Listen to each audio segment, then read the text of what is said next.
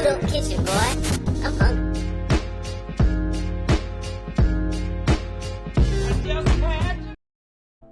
What's up, everybody, and welcome back to Untitled Kitchen. Today we're going to be making loaded broccoli and potatoes in the oven. Let's start off by drizzling the broccoli and potatoes with a little bit of vegetable oil. You could even use a little bit of olive oil if you'd like. Let's go ahead and season it with a little bit of salt, also a little bit of black pepper. I'm going to also use a little bit of garlic powder. Or maybe a lot. And I'm going to also use some Cajun seasoning. If you don't have Cajun seasoning, use cayenne pepper. Next, I'm going to use some red chili flakes. Next, I've made a little bit of a herb seasoning here. I'll list the ingredients on the side.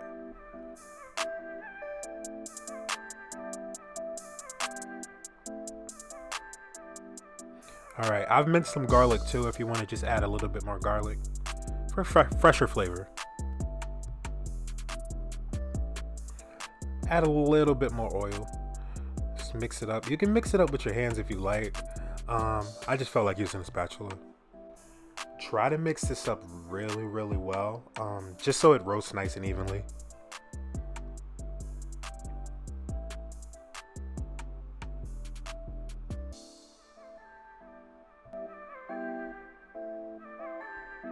Okay, and after it's nice and mixed, you can go ahead and just lay it out on some type of sheet pan or a roasting sheet or whatever you have in your house. It doesn't really matter.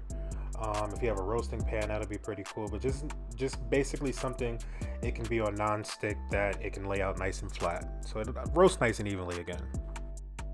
Then we're gonna go ahead and put this in the oven at 350 degrees for about 15 minutes.